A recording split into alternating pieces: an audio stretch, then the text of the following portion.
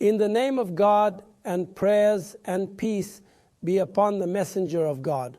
So far, we have gone through 4 dreams since the beginning of the surah, the first of which is the dream of Joseph, peace be upon him, then the dream of the king's cupbearer, then the baker's dream, and here we are discussing the king's dream. As is known, the king was an infidel, but the vision was true and was fulfilled in all its details. People at that time, in addition to politicians and princes, were very interested in dreams and shared news about them. It seems that the vision of the king turned into a concern, and the king knew that it concerned his country and people and had economic meanings related to agricultural or livestock wealth.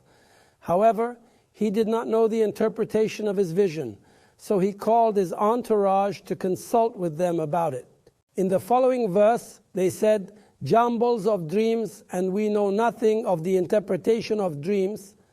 The elite's answer contains a kind of contradiction that gives us an indication of the freedom margin the king gave to his entourage.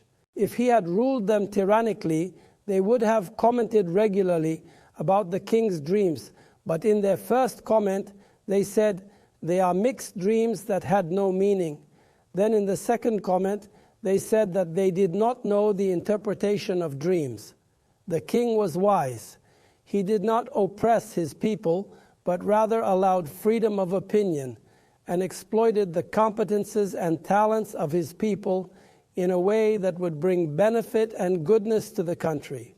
Joseph's economic program for managing the crisis succeeded due to the support of the king and political authority.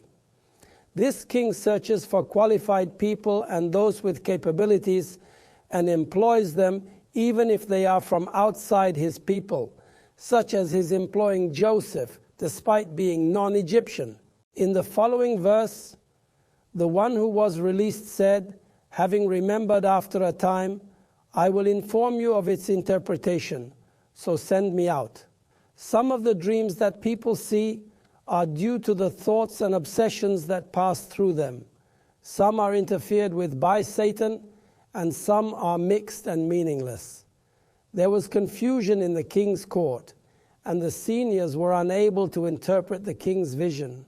In the midst of the audience's confusion, God stirred the memory of the king's cupbearer, so he remembered the period of imprisonment that he spent years ago with Joseph, peace be upon him.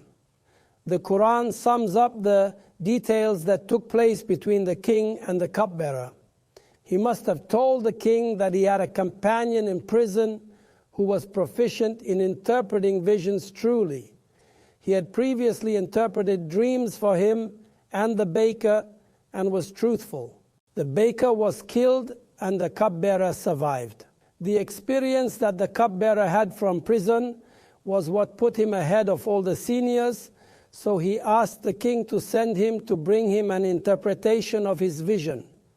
In the following verse, "Joseph, O man of truth, inform us about 7 fat cows being eaten by 7 lean ones, and 7 green spikes and others dried up, so that I may return to the people, so that they may know." The king was eager to hear the interpretation of the vision, so he immediately sent the cupbearer. The Quranic context turns us immediately inside the prison, where the cupbearer approaches his old friend and says to him in a tone of appreciation, respect, and praise, "Joseph, O truthful." And here a new characteristic is added to Joseph's previous qualities, which is the characteristic of a truthful. He became famous among the people by his name and attributes. Consider the morals of Joseph, peace be upon him, in dealing with his old friend. He did not turn away from him and did not blame him, because he did not mention his condition to the king and left him in prison all these years without remembering him. Joseph did not require his friend to release him from prison in order to interpret the vision for him. In the next episode, we will see Joseph's response to him, God willing.